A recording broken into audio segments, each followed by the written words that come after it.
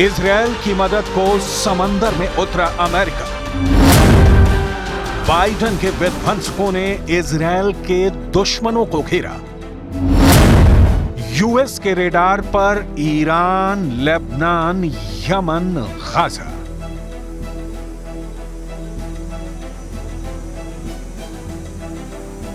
Middle east से बड़ी खबर आ रही है। अपने दोस्त को मुश्किल में घिरता देख अमेरिका ने अपने जंगी बेड़े का 30% हिस्सा इजरायल के दुश्मनों के आसपास तैनात कर दिया है। यूएस नेवी के इस डिप्लॉयमेंट से इजरायल के दुश्मनों के पसीने छूट गए हैं। कहां तो ईरान इजरायल पर हमले की धमकी दे रहा था और कहां अब खुद की सुरक्षा करनी तक मुश्किल हो गई है। सिर्फ ईरान ही नहीं, इस तैनाती से लेबनान भी सहमा हुआ है, यमन भी घबरा गया है और गाजा तो इजरायल की लिस्ट में सबसे ऊपर है।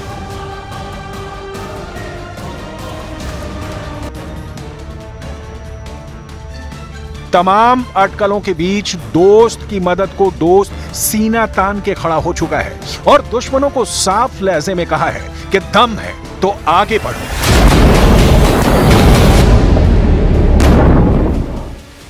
हमास चीफ इस्माइल हानिया की हत्या के बाद इजरायल पर हमला करने को लेकर ईरान बेताब है। इजरायल पर चौतरफा हमले का खतरा मंडरा रहा है। एक ओर ईरान तो दूसरी ओर हिजबुल्ला। खतरा दोनों ओर से है। हिजबुल्ला ने तो इजरायल के ऊपर मिसाइल भी दाग दी है। यही वजह है कि अब अपने दोस्त इजरायल की रक्षा करने के लिए अमेरिका ने अपनी बड़ी चाल चल दी है। इजरायल और ईरान में बढ़ते तनाव के बीच अमेरिका ने अपनी मिसाइल सबमरीन को मिडिल ईस्ट में तैनात करने का ऑर्डर दे दिया है।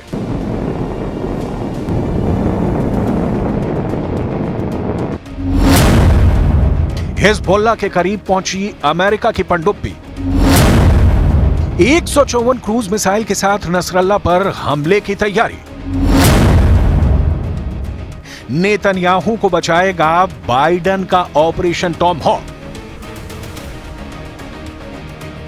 विदेशी मीडिया के मुताबिक अमेरिका को आशंका नहीं, पूरी उम्मीद है कि 12 अगस्त की रात को इजरायल पर ईरान ताकतवर हमला करेगा। इसके पीछे की वजह क्या है, ये हम आपको आगे बताएंगे। इससे पहले देखिए कि अमेरिका कितनी जल्दबाजी में है।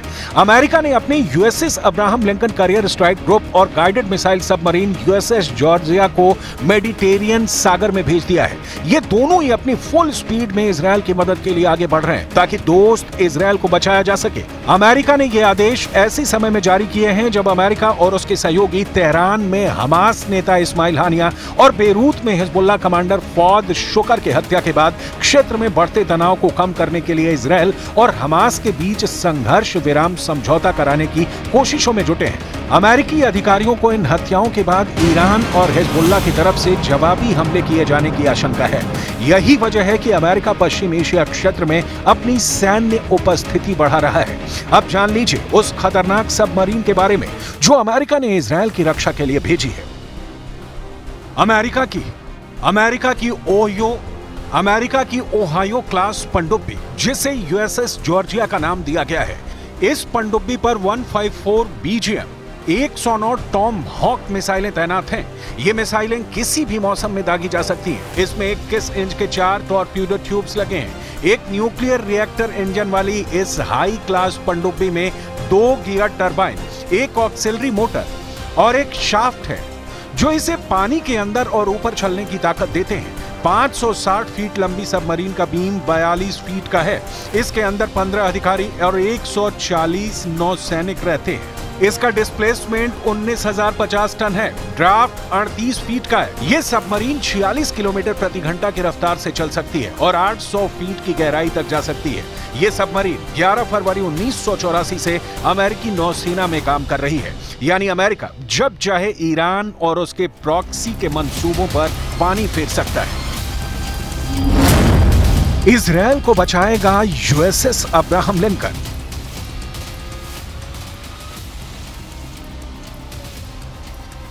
अमेरिका के दूसरे विध्वंसक को देखिए। दुनिया में इसे समंदर का सिकंदर कहा जाता है। इसकी एक मूवमेंट से दुश्मन थर थर कांपने लग जाते हैं। नाम है यूएसएस अब्राहम लिंकन। इजरायल की रक्षा के लिए अमेरिका ने अपने तीसरे कैरियर स्ट्राइक ग्रुप के इस प्रमुख युद्धपोत को भी रवाना कर दिया है। इस जहाज में 2 परमाणु रिएक्टर्स, 4 स्टीम इंजन और 4 शाफ्ट लगे हैं। इसकी मैक्सिमम स्पीड 56 किलोमीटर प्रति घंटे है। रेंज असीमित है। ये लगातार 20 से 25 साल तक समंदर में रह सकता है। इस जहाज पर 3200 नौसैनिक और 2480 वायु सैनिक रह सकते हैं। ये जरूरत के हिसाब से कम और ज्यादा होते रहते हैं। इसमें 14 तरह के अत्याधुनिक रेडार और सेंसर लगे हैं जो निगरानी, जासूसी, खोजबीन, हमले से बचाव, दुश्मन की लोकेशन की जानकारी देते हैं। इसके अलावा एक काउंटर मेजर स्विच और एक टॉर्पीडो काउंटर मेजर लगा है। इस जहाज में 116 रोलिंग एयरफ्रेम मिसाइलें लगी हैं जो छोटी, हल्की, इंफ्रारेड होमिंग सतह से हवा में मार करने वाली मिसाइलें हैं।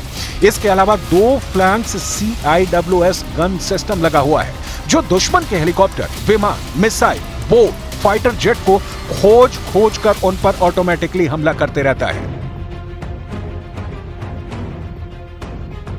अमेरिका इसलिए इजरायल के लिए बेचैन हो उठा है क्योंकि वो ईरान और उसके प्रॉक्सीज को कई सालों से जानता है। अमेरिका को यह भी पता है कि ईरान और उसके प्रॉक्सी कितने खतरनाक हैं और क्या कर सकते हैं। इजरायल पर हमला करने जा रहे ईरान का साथ हिजबुल्लाह, हमास, यमन के हूथी विद्रोही भी देंगे।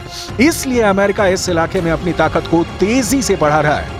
पेंटागन के press secretary major general Pat Ryder ने कहा कि ऑस्टिन ने इजरायली रक्षा मंत्री योआव गैलेंट से बात की है। साथ ही भरोसा दिलाया है कि अमेरिका इजरायल के बचाव में हर वो जरूरी कदम उठाएगा जो उठाने चाहिए, जो अशांति फैलने से रोकने में भी मदद करेगा। तीसरे खाड़ी युद्ध की आशंका जता रही है। आइए आपको बताते हैं खाड़ी युद्ध के बारे में जिसने दुनिया को हिलाकर रख दिया था। वो तारीख थी 2 अगस्त और साल था 1990 का। उस वक्त इराकी तानाशाह सद्दाम हुसैन की सेनाओं ने तेल समृद्ध कुवैत पर हमला किया।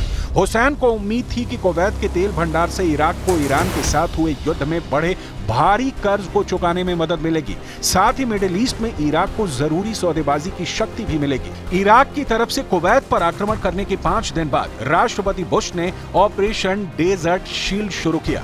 इसकी शुरुआत 5 सप्ताह तक चले बमबारी अभियान से हुई जिसमें रोज लगभग 2000 उड़ानें भरी गईं। इस युद्ध में स्मार्ट बम का भी इस्तेमाल किया गया। अमेरिका के आक्रमण से घबराकर आखिरकार 28 फरवरी तक इराकी सेना कुवैत से भाग गई। राष्ट्रपति बुश ने युद्ध विराम की घोषणा की और खाड़ी युद्ध समाप्त हो गया। कुवैत को आजाद करा दिया गया। दूसरा खाड़ी युद्ध 20 मार्च 2003 में हुआ और अब अमेरिका के इस हैवी नेवी मूवमेंट को देखकर इसे तीसरे खाड़ी युद्ध का नाम दिया जा रहा है।